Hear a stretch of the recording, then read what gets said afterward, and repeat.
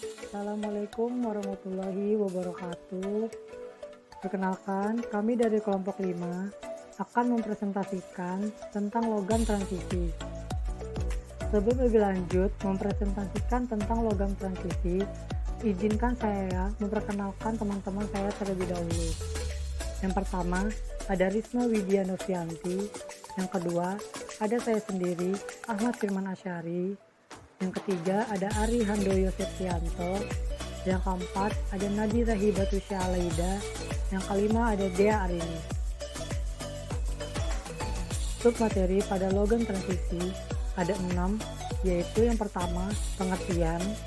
Kedua, sifat-sifat logam transisi. Ketiga, konfigurasi elektron. Keempat, aktivitas katalis. Kelima, warna dan magnetisme. Dan yang terakhir, yang keenam, penggunaan dalam kehidupan.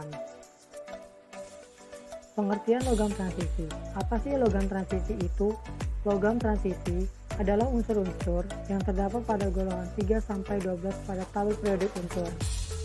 Unsur-unsur ini terdapat di blok D, sehingga lantanida dan aktinida juga termasuk dalam golongan ini. Yang selanjutnya, keduanya disebut sebagai logam transisi dalam. Logam transisi juga didefinisikan sebagai sebuah unsur yang memiliki subkulit yang tidak terisi penuh atau dapat membentuk kation dengan subkulit yang tidak terisi penuh.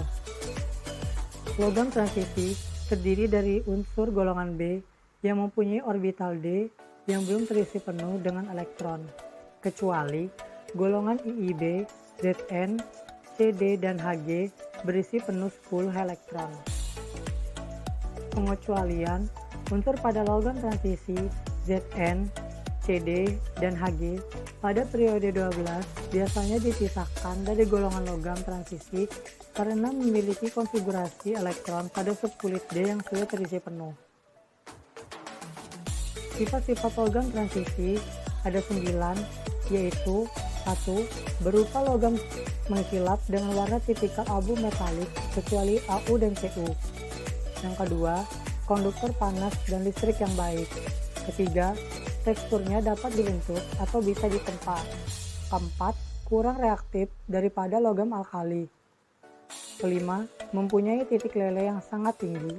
Yang keenam, mempunyai beberapa tingkat oksidasi. Yang ketujuh, membentuk senyawa berwarna. Yang kedelapan, membentuk ion kompleks dengan beberapa bilangan koordinasi dan geometri. Dan yang terakhir, yang kesembilan, bersifat paramagnetik karena mempunyai elektron tak berpasangan.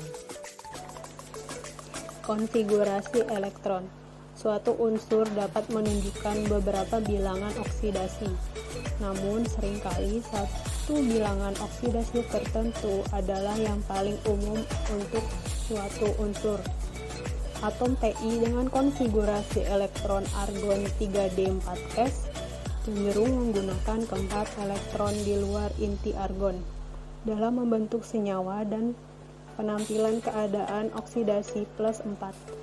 Akan tetapi juga mungkin bagi atom Ti untuk menggunakan lebih sedikit elektron, seperti melakukan hilangnya elektron 4s untuk membentuk ion Ti dengan Ti. Maka beberapa kemungkinan keadaan oksidasi. Apakah senyawa tersebut dalam membentuk padat dalam larutan dan pH larutan, misalnya P1Cl2 adalah senyawa yang dicirikan dengan baik sebagai padatan, tetapi ion plus 2Ti2 dioksidasi menjadi Ti3 oleh oksigen dalam membentuk berair dan bahkan oleh air itu sendiri. Sebaliknya, CO3 dengan mudah mengoksidasi air menjadi O2 dan dengan sendirinya direduksi menjadi CO2. CO3 dapat distabilitaskan sebagaimanapun dalam keadaan tertentu ion kompleks dalam reaksi oksidasi reduksi tertentu. Dalam jenis katalis lainnya, membentuk ion kompleks mungkin memainkan peran penting. Katalis merupakan aspek penting dari sekitar 90% dari semua proses manufaktur kimia. dan logam transisi sering menjadi elemen kunci dalam katalis yang digunakan. Aktivitas katalik logam transisi ada 4, yaitu proses Hiber menggunakan besi. Proses Hiber mereaksikan hidrogen dengan nitrogen menjadi amoniak menggunakan besi sebagai katalis. Rumusnya sebagai berikut. N2 tambah 3H2 menjadi 2NH3. Selanjutnya, hidrogenisasi ikatan karbon rangkap karbon menggunakan Ni. Reaksi ini, hidrogenisasi, merupakan jantung dalam industri margarin. Reaksi paling sederhana adalah antara elena dan hidrogen dengan adanya ikatan nikel. Rumusnya sebagai berikut. CH2 sama dengan CH2 tambah H2 menjadi CH3, CH3.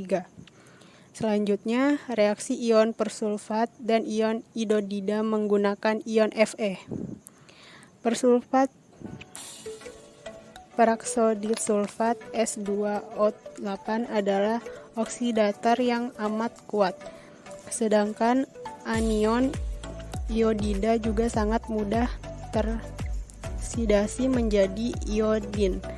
Reaksi kedua adalah air sangat hambat. Reaksi tersebut dikatalis dengan adanya baik besi 2 maupun besi 3. Rumusnya sebagai berikut. S2O8 2- tambah 2I- tambah 2I- menjadi 2SO4 2- tambah I2.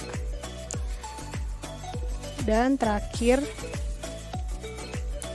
proses kontak menggunakan F2O5.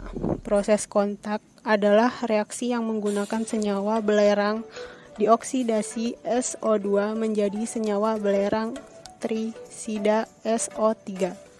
Belerang dioksidasi yang berupa gas pada prosesnya diawalkan sama udara yang mengandung oksigen dengan vanadium F oksidasi sebagai katalisator. Rumusnya sebagai berikut. 2SO2 tambah O2 menjadi 2SO3. Warna dan magnetisme. Ion berwarna. Warna-warna ion pada logam transisi disebabkan oleh tingkat energi elektron yang hampir sama. Hal ini terjadi karena elektron dapat bergerak ke tempat yang lebih tinggi dan mengabsorpsi sinar tampak. Transisi elektronik yang terjadi dalam orbital memberikan warna pada senyawa transisi dan larutannya. Akibatnya, senyawa logam transisi dan larutannya menunjukkan variasi warna yang luas. Karena sebagian besar unsur transisi telah mengisi sebagian subkulit. Banyak logam transisi yang senyawanya bersifat paramagnetik, yaitu memiliki elektron yang tidak berpasangan. Contoh penggunaan logam transisi dalam kehidupan sehari-hari. 1. Besi yang digunakan perangkat elektronik. 2. Nikel untuk membuat aliasi pada logam. 3. Seng sebagai bahan cat putih. 4. Tembaga untuk alat-alat elektronik maupun perhiasan. Kesimpulan, logam transisi adalah unsur-unsur yang terdapat pada logam 3-12 pada tabel periodik unsur dan memiliki subkulit yang tidak terisi penuh atau dapat membentuk kation dengan subkulit yang tidak terisi penuh. Transisi elektronik yang terjadi pada orbital dari memberi warna pada senyawa transisi dan larutannya. Akibatnya, senyawa logam transisi dan larutannya menunjukkan variasi warna yang luas. Sekian pemaparan dari kelompok 5 tentang logam transisi. Apabila ada kesalahan kata, mohon dimaafkan. Wassalamualaikum warahmatullahi wabarakatuh.